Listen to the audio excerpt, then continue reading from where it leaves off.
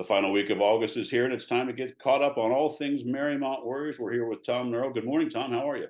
Morning, Rob. I'm well. You're right. It's the last week of August and week 3 of football season. So in the AD world, we kind of keep track of our fall is whatever week we are with football, and we're week 3 in football, and everyone's doing well. We got away from the heat a little bit, so hopefully we have a nice smooth week. And I just jinxed it, so there we go. Yeah, the heat was a little like spring season with the rain. That was a challenge last week, wasn't it? Oh my gosh. Yeah, it was. In the spring season, you spend your whole day, you go to bed looking at radar, you wake up looking at radar and hoping it's not raining. We're doing the same thing last week with the prospect of heat, but we did not. I mean, we got through the week pretty well with the heat. We've got a great trainer, and she's on top of things. We've got great coaches that can change your workouts on the fly to keep the kids hydrated and safe and healthy. So Taylor McQuitty did a great job with that, and we were able to play. So we get a lot of articles in the news, in the papers, and on TV about the heat, but the high schools are really on top of it, and the high school trainers did a great job, just keeping everyone safe. So we were able to get through the week pretty much unscathed, and then hopefully a normal week this week with some cooler weather. Well, let's talk about your sports teams for this week in this great weather that we're about ready to embark on. Football team got a victory in your old stomping grounds on Friday. They're 2-0 on the season, and it has to be everyone with the program has to be pleased starting 2-0. The best thing about 2-0 is the chance to go 3-0. Like those non-league wins, and yeah, it was a crazy week, as we said, with the weather, just trying to adjust, not in pads a whole lot. Probably not as crisp as we want it to be, but it's a 28-7 win. So we'll take the win. We'll get out of there. A big opponent this week with Williamsburg. They're flying high. They got a new quarterback, good program, well coached, and so they're coming to us. It's youth football night, so we will have. That's fun. Oh my gosh, we have 100 youth football players and 90 youth cheerleaders. We'll introduce them about 6:30 before the game, so a good energy in the stadium, and the weather looks like it's going to be great. So it's just always great to come home. Great place to be in Kusel Stadium on a Friday night. Just think about those little guys and girls this week, how excited they're looking forward to Friday night, and getting names called and being on the lights, and man, they're probably looking forward to that all week.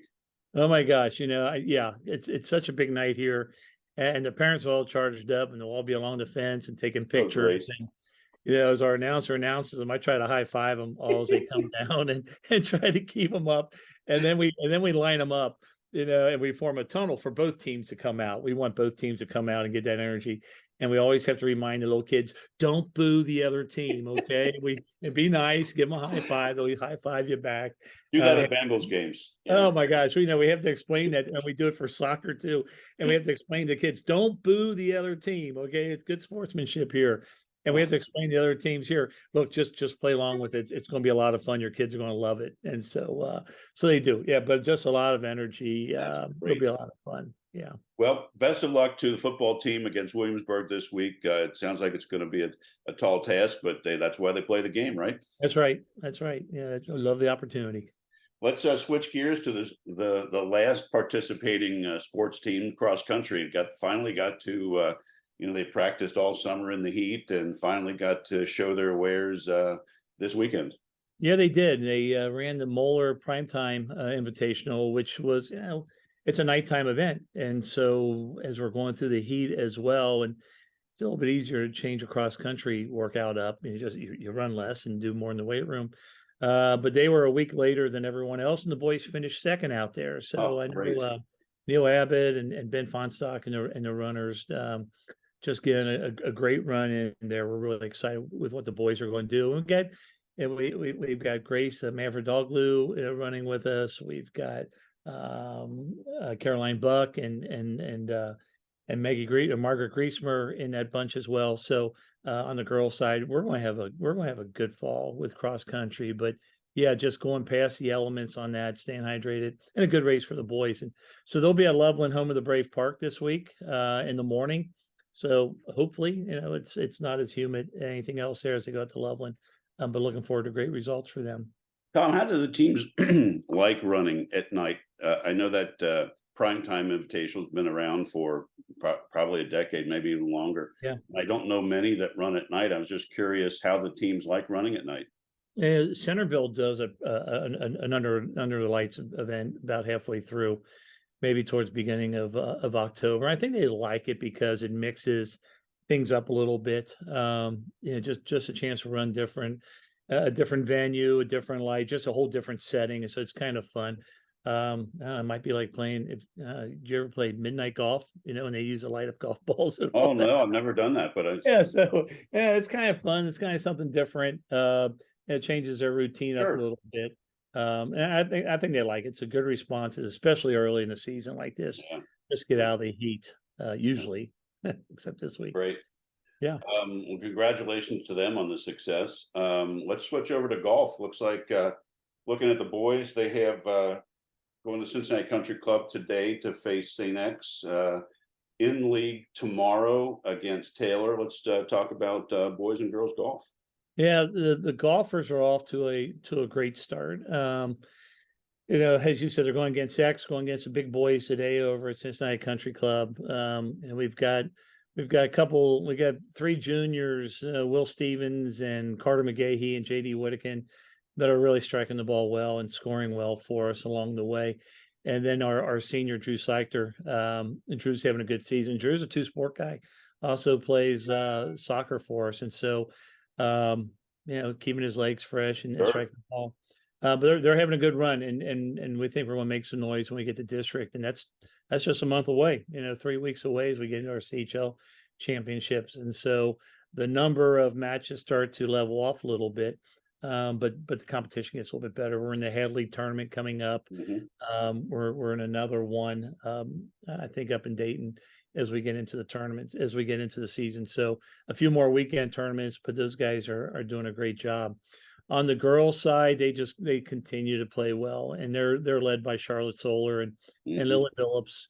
Two of our players from last year, really good golfers and really scoring, and so really happy to see what they're doing. Their schedule is a little bit different as we go into things as well, but it's really going to be fun as we get into the league tournament with them as well. Nice. Good luck to them this week. Let's switch to girls tennis, and I got to tell you, some of my favorite restaurants. I pass your newly redone tennis courts between Mio's and the National Exemplar. I see them a bunch. So the tennis courts look fantastic. They just look fantastic. It looks like their girls are on the road at East today, but then host the Bulldogs of St. Ursula on Tuesday. Yeah, they do, and Coach Spring's done a great job with that schedule because he schedules a number of big schools with that. But 2 matches last week in the heat against Seton. I think Seven Hills was the other one last week. But in the heat, just bearing it out as they go through. They don't back off. I think Kings was the other competition last week. In the heat last week, they went right at it. We've got a couple upperclassmen leading the way. I know our stats aren't updated. CHL stats. We're working on getting those up right now. But we've got Malafa and Glassmeyer leading the way. We've got Kuwatch with the doubles. I mean, the girls are doing a great job with that so far in the early season. 7-1 against a difficult schedule. And we'll get into the league here in a little bit with a challenge with Indian Hill. Just a great run with them. And as I said, Coach Spring's done a great job. And you comment on the courts, really fortunate to have a partnership with the village of Mariemont. And we're really excited those top 4 courts being refinished. So great place to play and a great season. So I'm sure the girls are looking forward to a little bit cooler temperatures as well. Yeah, absolutely. Let's go inside for girls volleyball. They have one match, it looks like, at Finneytown this week. And then looks like it's pretty much all CHL play for the rest of September. But let's talk a little bit about girls volleyball, Tom. Yeah, we've got 6 seniors on that team, and so the last couple of years, last 3-4 years, we've had 2 seniors on the team each season. So a big bunch now coming up and through. We've had just one of our players go down with a knee injury. Claire went down with an ACL in the first match. And so, trying to find their way. We opened up with Bethel Tate. We had a match with Seven Hills, 2-1 lead, end up losing that match. Get Indian Hill, the next one up. They're a tough team, and just we're not ready for that one. And then a split with New Richmond and Norwood on the weekend. Team's starting to find their groove a little bit. Okay. The senior leadership starting to kick in, and so just trying to find that confidence with them. Last year we went on a late season run, second half season run, and which took us into the tournament and then up to districts.